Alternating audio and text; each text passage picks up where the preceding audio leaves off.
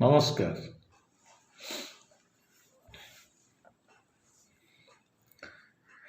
ଆଜି ମୁଁ ସମ୍ବଲପୁରର ଜଣେ ଭଦ୍ର ମହିଳା, ତାଙ୍କ ନାଁ ମଞ୍ଜୁ ପଟ୍ଟନାୟକ। ସେ ଜଣେ ରିଟାୟାର୍ଡ଼ ପ୍ରଫେସରଙ୍କର ପତ୍ନୀ। ନିଜ ଘର ସମ୍ବଲପୁରରେ ରୁହନ୍ତି। ତାଙ୍କୁ ନେଇ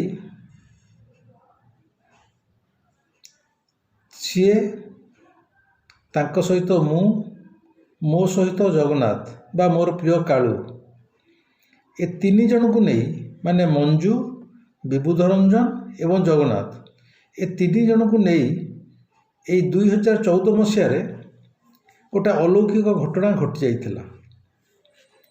ମଞ୍ଜୁଙ୍କର ଅନୁରୋଧ ଥିଲା ମୋ ପାଇଁ ଯେ ସାର୍ ଆପଣ ମୋ କଥାଟା ଥରେ ଭିଡ଼ିଓରେ ଯେମିତି ହେଲେ କହିବେ। ଏଇଟା କେବଳ ଯେ ମଞ୍ଜୁଙ୍କର କଥା ତା ନୁହେଁ, ଇଏ ପ୍ରକୃତରେ ଦେଖିବାକୁ ଗଲେ ଜଗନ୍ନାଥଙ୍କର ଅପୂର୍ବ ମହିମାର କଥା। ଜଗନ୍ନାଥଙ୍କର ଇଏ ହେଉଛି ଏକ ଅପୂର୍ବ ଗାଥା। 2014 ମସିହା ସନ୍ଧ୍ୟାବେଳେ ମୋ ଘରେ ମୋର ଗୋଟେ ଛୋଟିଆ ମନ୍ଦିର ଅଛି। ସେଥିରେ ଜଗନ୍ନାଥ, ବଳଭଦ୍ର, ସୁଭଦ୍ରାଙ୍କୁ ମୁଁ ମୋରି ଘରେ ତାଙ୍କରି ପାଖରେ ବସେ। ତାଙ୍କ ସହିତ ଯାହା ମୋର ସମ୍ପର୍କ ବା ଭାବର କଥାବାର୍ତ୍ତା ମୁଁ ସେଇଠି କରେ। ମୁଁ ଅଳ୍ପ ମନ୍ଦିର ଯାଏ, ବର୍ଷକରେ ଥରେ ଦୁଇଥର ମନ୍ଦିର ଯାଏ। ଆଗୁଆ କହିଛି, ଯେତେବେଳେ ସେ ମୋତେ ଡାକେ ମୁଁ ଯାଏ। ସେଇ 2014 ମସିହାର ଗୋଟେ ସନ୍ଧ୍ୟାବେଳେ ମୁଁ ଠାକୁରଙ୍କ ପାଖରେ ସନ୍ଧ୍ୟାବେଳେ ବସି ଜଷ୍ଟ ଧ୍ୟାନରୁ ଉଠୁଛି, ମୋର ଲ୍ୟାଣ୍ଡ ଫୋନ୍ ବାଜିଲା। ଅପର ପକ୍ଷରୁ ଜଣେ ଭଦ୍ର ମହିଳା କହିଲେ, ସାର୍ ଆପଣ ବିବୁଧ ରଞ୍ଜନ କହୁଛନ୍ତି? ମୁଁ କହିଲି, ଆଜ୍ଞା ମୁଁ କହୁଛି। ନା, ମୁଁ ସମ୍ବଲପୁରରୁ ମଞ୍ଜୁ କହୁଛି। ମୁଁ କହିଲି, ଆପଣ କିଏ? ମୁଁ ତ ଜାଣିନି କ'ଣ। ସେ କହିଲେ, ଆପଣଙ୍କର ଜଗନ୍ନାଥଙ୍କର ଅଲୌକିକ ଅନୁଭୂତିକୁ ନେଇ ଆପଣ ଯେଉଁ ଗୋଟେ ବହିରେ ସେ ବିଷୟ ପ୍ରକାଶ ପାଇଛି, ସେଇଠିକି ପଢ଼ି ମୁଁ ଅଭିଭୂତ ହେଲି। ତେଣୁ ଆପଣଙ୍କୁ ଫୋନ୍ ନକରି ମୁଁ ରହିପାରିଲିନି, ତେଣୁ ଫୋନ୍ କରୁଛି। କହିଦେଉଛି, ପ୍ରତିବର୍ଷ ରଥଯାତ୍ରାକୁ ବର୍ଷକରେ ଥରେ ଭୁବନେଶ୍ୱରର ପୀତବାସ ରାଉତରାୟଙ୍କ ଉଦ୍ୟମରେ ଗୋଟେ 500-600 ପୃଷ୍ଠାର ବହି ବାହାରେ। ସେ ବହିର ବିଶେଷତ୍ୱ ହେଲା, ସେଥିରେ କେବଳ ଓଡ଼ିଶାର ବିଭିନ୍ନ ସ୍ଥାନରୁ ଯେଉଁମାନଙ୍କର ଜଗନ୍ନାଥଙ୍କ ସହିତ କିଛି ଅଲୌକିକ ଅନୁଭୂତି ବା ଜଗନ୍ନାଥଙ୍କୁ ନେଇ ତାଙ୍କର କିଛି ବିଶେଷ ଅନୁଭବ ଅଛି, କେବଳ ସେହି ସବୁ ଲେଖାମାନ ପ୍ରକାଶ ପାଇଥାଏ। ବର୍ଷକରେ ଥରୁଟିଏ ବାହାରେ, ପୀତବାସ ରାଉତରାୟଙ୍କ ସମ୍ପାଦନାରେ। ଅଦ୍ୱିତୀୟ ଜଗନ୍ନାଥ, ଅଲୌକିକ ଜଗନ୍ନାଥ, ଅବିଶ୍ୱାସନୀୟ ଜଗନ୍ନାଥ, ଅପରିକଳ୍ପନୀୟ ଜଗନ୍ନାଥ, ଏଇଭଳି ନାଁରେ ବର୍ଷକୁ ଥରେ ଗୋଟିଏ ବହି ବାହାରେ। 2014 ମସିହାର ପୂର୍ବ, ମାନେ 2013 ମସିହା ବହିରେ ମୋର ଗୋଟେ ଲେଖା ବାହାରିଥିଲା ଜଗନ୍ନାଥଙ୍କରକୁ ନେଇ ମୋର ଯେଉଁ ଅଲୌକିକ ଅନୁଭୂତି। ମାନେ ଜୀବନରେ ମୁଁ ପ୍ରଥମ ଥର ପାଇଁ ଜଗନ୍ନାଥଙ୍କୁ ଯେତେବେଳେ ରକ୍ତ ମାଂସ ଶରୀରରେ ଦେଖିଥିଲି, ରକ୍ତ ମାଂସ ଶରୀରରେ ତାଙ୍କ ସହିତ ମୋର ସମ୍ପର୍କ ସ୍ଥାପନ ହେଇଥିଲା, ସେ ଲେଖାଟା ମୁଁ 2013 ମସିହା ସେ ବହିରେ ଲେଖିଥିଲି। ଅବଶ୍ୟ ସେ ବିଷୟ ମୁଁ ଆଜି ଯାଏଁ ଆପଣଙ୍କୁ ଜଣେଇନି, ହୁଏତ ଭବିଷ୍ୟତରେ ଜଣେଇପାରେ। ସେଇ ଲେଖାଟି ପଢ଼ି ସମ୍ବଲପୁର ସେଇ ମଞ୍ଜୁ ମ୍ୟାଡ଼ାମ ଅତ୍ୟନ୍ତ ଭାବ ବିହ୍ୱଳ ହୋଇ ମୋତେ ଫୋନ୍ କରିଥିଲେ। କହିଲେ, ସାର୍ ମୁଁ ପିଲାବେଳେ ଜଗନ୍ନାଥଙ୍କୁ ଦେଖିଛି। ଜଗନ୍ନାଥ ହେଲେ ମୋର ପ୍ରିୟ ଠାକୁର। ଅତ୍ୟନ୍ତ ମୁଁ ତାଙ୍କୁ ଭଲ ପାଏ। ମୋର ସବୁବେଳେ ଇଚ୍ଛା ପୁରୀ ଯାଇକି ଜଗନ୍ନାଥଙ୍କୁ ଦେଖିବା ପାଇଁ। କିନ୍ତୁ ଆ ଭିତରେ ପ୍ରାୟ 30-29 ବର୍ଷ ପ୍ରାୟ ପାଖାପାଖି ଚାଲିଯାଇଛି, ଜଗନ୍ନାଥ ମୋତେ ଡାକୁନାହାନ୍ତି କି ମୁଁ ଯାଇପାରୁନି। ମୁଁ ପିଲାବେଳେ ଯାହା ଯାଇଥିଲି। ଆଉ ମୋ ସ୍ୱାମୀ କୌଣସି ଗହଳି, ରଥଯାତ୍ରା, ଗହଳିଆ ଜାଗାକୁ ମୋତେ ଛାଡ଼ିବାକୁ ଚାହାନ୍ତିନି। ସାର୍ ଆପଣ ଟିକେ ଜଗନ୍ନାଥଙ୍କୁ କୁହନ୍ତୁ, ସିଏ ତ କାଳୁ ତ ଆପଣଙ୍କ ନିଜ ଲୋକ, ମୋତେ ଟିକେ, ମୋର ଇଚ୍ଛା ଜଗନ୍ନାଥଙ୍କୁ ରଥଯାତ୍ରାରେ ରଥ ଉପରେ ଦେଖିବା ପାଇଁ। ମୁଁ ଜୀବନରେ ପୁରୀ ରଥଯାତ୍ରା ଦେଖିନି କି ରଥ ଉପରେ ଜଗନ୍ନାଥଙ୍କୁ ଦେଖିନି। ଆପଣ ଟିକେ ମୋ ପାଇଁ ଟିକେ କହିବେ। ତାଙ୍କର এই ବିକଳ ଏବଂ ବ୍ୟାକୁଳତା ଦେଖି ମୋ ପାଟିରୁ ହଠାତ୍ ସାଙ୍ଗେ ସାଙ୍ଗେ ବାହାରିଗଲା, କିଛି ଚିନ୍ତା କରନ୍ତୁ, ଏଇ ବର୍ଷ ରଥଯାତ୍ରା ଆପଣ ଦେଖିବେ? ସେ କହିଲେ, ସାର୍ କେମିତି ସମ୍ଭବ? ମୁଁ କହିଲି, ଆପଣ ଏଇ ବର୍ଷ ରଥଯାତ୍ରା ରଥ ଉପରେ ଜଗନ୍ନାଥଙ୍କୁ ଆପଣ ଦେଖୁଛନ୍ତି। ଖୁବ୍ ଜୋରରେ କହିଲେ, ନିର୍ଭର ପ୍ରତିଶ୍ରୁତି ଦେଲେ। ବାସ୍ ଫୋନ୍ କଥାବାର୍ତ୍ତା ପରେ ଫୋନ୍ ସେ ରଖିଲେ। ୟାପରେ କିଛି ଦିନ ଚାଲିଯାଇଛି, ରଥଯାତ୍ରା ବି ଆସିଯାଇଛି। ରଥଯାତ୍ରା ଦିନ ସକାଳୁ ସେଇ ଯେଉଁ ଜଗନ୍ନାଥଙ୍କ ମହିମା ବା ଅଲୌକିକ ଘଟଣାଟି ଘଟିଗଲା। ରଥଯାତ୍ରା ଦିନ ସକାଳୁ ପୁରୀରୁ ସେଇ ମଞ୍ଜୁ ମୋତେ ଫୋନ୍ କଲେ, କହିଲେ ସାର୍ ମୁଁ ଏଇନେ ପୁରୀରେ ଅଛି, ଆଜି ରଥଯାତ୍ରା। ମୁଁ କହିଲି ହଠାତ୍ କେମିତି? ନା ଆପଣ କହିଥିଲେ ପରା ଏଇ ବର୍ଷ ରଥଯାତ୍ରାକୁ ଆପଣ ଯେମିତି ରଥରେ ଦେଖିବେ। ମୁଁ କହିଲି ହଁ ମୁଁ କହିଥିଲି, ପ୍ରକୃତିରେ କେମିତି ଆସିଲେ? ନା ଇଏ ବଡ଼ ଅତି ଆଚମ୍ବିତ କଥା, ଇଏ ବୋଧେ ଜଗନ୍ନାଥ ମୋତେ ସିଧାସଳଖ ଆପଣ ଯେହେତୁ କହିଲେ ସେ ମୋତେ ଡାକିଲେ। ମୁଁ କହିଲି କ'ଣ ହେଲା? ନା ରଥଯାତ୍ରା ପୂର୍ବ ଦିନ ମୋର ଅଜା ଆଈ, ବୁଝନ୍ତୁ, ମଞ୍ଜୁ ମ୍ୟାଡ଼ାମ୍ ବିବାହିତା, ତାଙ୍କର ଯୋଡ଼େ ଗ୍ରୋନ ପୁଅ, ତାଙ୍କ ସ୍ୱାମୀ ମଧ୍ୟ ରିଟାୟାର୍ଡ଼, ତାଙ୍କ ବୟସ ମଧ୍ୟ ଆପଣ ଅନୁମାନ କରିପାରୁଥିବେ।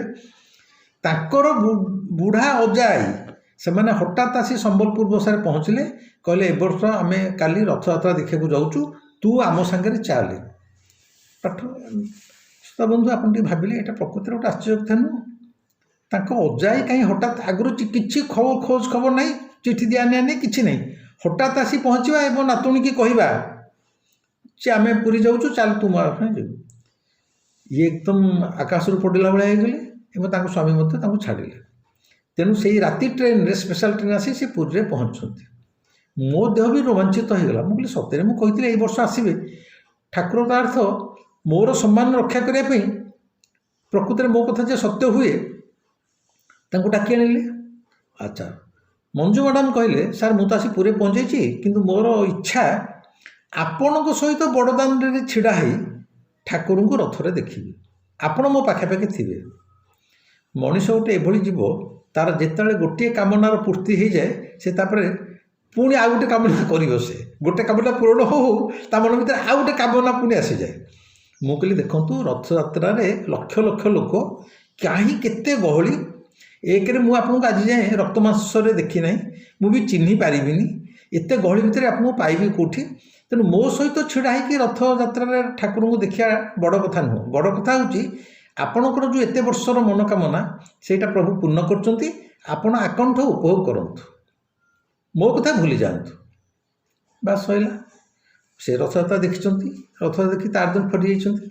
ରଥଯାତ୍ରାର ଠିକ୍ ପରଦିନ ସମ୍ବଲପୁର ସକାଳୁ ଫୋନ୍ ଆସିଲା ଯେ ସାର୍ କାଲି ରଥଯାତ୍ରା ଦେଖି ଆମେ କାଲି ରାତି ଟ୍ରେନରେ ଫେରି ଆସିଛୁ, ଆଉ ମୁଁ ଭୋରୁ ଭୋରୁ ଆପଣଙ୍କୁ ଫୋନ୍ କରୁଛି, ଗୋଟେ ବଡ଼ ଅଲୌକିକ ଘଟଣା ଘଟିଗଲା। ମୁଁ କହିଲି କ'ଣ ପୁଣି କାଳିଆର ଅଲୌକିକ? କାଳିଆକୁ ତ ମାନେ କଳନା କରିବା କୌଣସି ମଣିଷ ପକ୍ଷେ ସମ୍ଭବ ନୁହଁ। କ'ଣ ଘଟିଲା? ମଞ୍ଜୁ ମ୍ୟାଡ଼ାମ୍ ଯାହା କହିଲେ, ରଥଯାତ୍ରା ଦିନ ଆମର ମାଉସୀ ମା ମନ୍ଦିର ପାଖରେ, ରଥ ତ ମଝିରେ ମଝିରେ ରହି ରହି ଆସେ, ମଝିରେ ଟିକେ ରହିବ, ପୁଣି ଟିକେ ବିଶ୍ରାମ ନେବେ, ପୁଣି ରଥ ଟଣା ହେବ, ପୁଣି ଟିକେ ରହିବେ। ମାଉସୀ ମା ପାଖରେ ଯେତେବେଳେ ରଥ ଆସି ରହିଯାଇଛି, ଲକ୍ଷ ଲକ୍ଷ ଲୋକ ଗହଳି, ରଥ ଟଣା ହଉ, ମାନେ ସେବାୟତ ମାନେ ଘଣ୍ଟୁଆ ମାନେ ବିଶ୍ରାମ ନେଉଛନ୍ତି।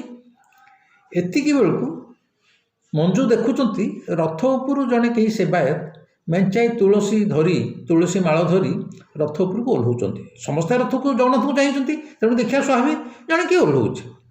ଦେଖନ୍ତୁ ରଥଯାତ୍ରାରେ ଲକ୍ଷ ଲକ୍ଷ ଲୋକ ମାନେ ଥାଳି ପଇଲା ଭଳିଆ ମୁଣ୍ଡ ଉପରେ ଚାଲିଯିବ, କେତେ ଖନ୍ଦାଖନ୍ଦି। କିନ୍ତୁ ସେଇ ଯେଉଁ ସେବାୟତ ଜଣକ ରଥ ଉପରୁ ଓହ୍ଲେଇଲେ, ଏତେ ଗହଳି ଭିତରେ ସେ ସିଧାସଳଖ ଆସିଲେ, ଚିହ୍ନା ନାହିଁ ଜଣା ନାହିଁ, କେହି କାହାକୁ ଜାଣିନାହାନ୍ତି। ମଞ୍ଜୁଙ୍କ ହାତକୁ ସେ ଜଗନ୍ନାଥଙ୍କର ତୁଳସୀ ମାଳଟା ବଢ଼େଇ ଦେଲେ ଏବଂ ସାଙ୍ଗେ ସାଙ୍ଗେ ସେଇ ଗହଳି ଭିତରେ ସେ ହଜିଗଲେ, ବା ରଥ ଉପରକୁ ଚଢ଼ି ଯାଇଥିବେ ଯାହା। ମଞ୍ଜୁ ରୋମାଞ୍ଚିତ। ଏଇଟା ଅତ୍ୟନ୍ତ ଅଲୌକିକ, ଅପରିକଳ୍ପନୀୟ। ମଞ୍ଜୁ କ'ଣ କେବେ ଭାବିଥିଲେ ଏତେ ବର୍ଷ ପରେ ସେ ଯେଉଁ ଆସିଛନ୍ତି, ଫେରେ ଏତେ ଗହଳି ଭିତରେ କେଉଁ ରାସ୍ତା କଡ଼ରେ ବିଚରା ବୁଢ଼ା ବୁଢ଼ୀ ଅଜାଇଙ୍କ ସହିତ ରଥ ଉପରେ ଜଗନ୍ନାଥଙ୍କୁ ଦେଖୁଛନ୍ତି। ରଥ ଉପରୁ ତୁଳସୀ ମାଳଟେ ଆସିକି ଜଣେ ସେବାୟତ, ଏତେ ଲୋକ ଥାଉ ଥାଉ, ହଜାର ହଜାର ଲକ୍ଷ ଲକ୍ଷ ଥାଉ ଥାଉ ତାଙ୍କରି ହାତରେ ସେ ମାଳଟା ଦେଇ ଚାଲିଯିବ। ଏଇଟା କ'ଣ ପ୍ରକୃତରେ ଭାବିଲେ ଅବିଶ୍ୱାସନୀୟ ଲାଗୁନାହିଁ କି? କିନ୍ତୁ ଏହା ହିଁ ଘଟିଥିଲା। ଏହା ମଧ୍ୟ ମଞ୍ଜୁଙ୍କ ଜୀବନ ପାଇଁ କିଛି କମ୍ କଥା ନୁହେଁ। ମଞ୍ଜୁଙ୍କ ଜୀବନରେ ମୃତ୍ୟୁ ଯାଏଁ ଯଦି କୌଣସି ଗୋଟିଏ ଘଟଣା ତାଙ୍କର ମନରୁ ଆଦୌ ଯିବ ନାହିଁ, ତାହେଲେ ଏଇ ଘଟଣାଟି ଯେ ରଥଯାତ୍ରା ଦିନ ବିବୁଧ ରଞ୍ଜନ ଯେଉଁ କହିଥିଲେ ଏଇ ବର୍ଷ ଆପଣ ରଥଯାତ୍ରା ଦେଖିବେ, ପ୍ରକୃତରେ ସେ ରଥଯାତ୍ରାରେ ହଠାତ୍ ଅଜାଆଈଙ୍କ ଡାକରାରେ ଆସି ପହଞ୍ଚିଛନ୍ତି ଏବଂ ତାଙ୍କ ମନର ଯେଉଁ ବିକଳ ବ୍ୟାକୁଳତା ଜଗନ୍ନାଥ ତା ମଧ୍ୟ ଜାଣିପାରି ତାଙ୍କ ହାତରେ ତୁଳସୀ ମାଳଟି ଆଣି ଦେଇଛନ୍ତି। ଏହା ସାଧାରଣ କଥାଟିଏ ନୁହଁ।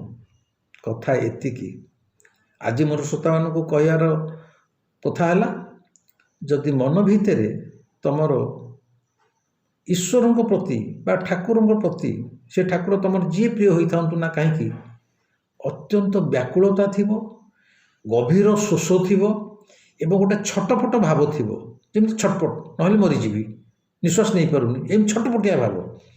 ଯଦି ଈଶ୍ୱରଙ୍କ ପ୍ରତି ଏଇଭଳି ଭାବର ସମ୍ପର୍କ ଥିବ, ଈଶ୍ୱର ତମର, ଈଶ୍ୱର ତମକୁ ଚାହିଁଛନ୍ତି, ଈଶ୍ୱର ତମ ମନର ସବୁ କଥା ଜାଣିପାରୁଛନ୍ତି ଏବଂ ଆବଶ୍ୟକ ସ୍ଥଳେ ଈଶ୍ୱର ସିଧା ପରୋକ୍ଷରେ ହୁଅନ୍ତୁ ବା ପ୍ରତ୍ୟକ୍ଷରେ ହୁଅନ୍ତୁ ତୁମ ସହିତ ସମ୍ପର୍କ ରକ୍ଷା କରିପାରୁଛନ୍ତି।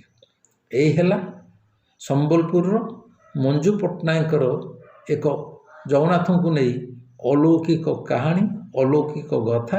କାହାଣୀ ତ ନୁହଁ, ଏହା ଏକ ସତ୍ୟ ଘଟଣା। ଯଦି ଏ ଭିଡ଼ିଓଟିକି ମଞ୍ଜୁ ମ୍ୟାଡ଼ାମ୍ ଦେଖୁଥିବେ, ମୁଁ ଭାବୁଛି ତାଙ୍କର ଅନୁରୋଧ ମୁଁ ରକ୍ଷା କରିଛି।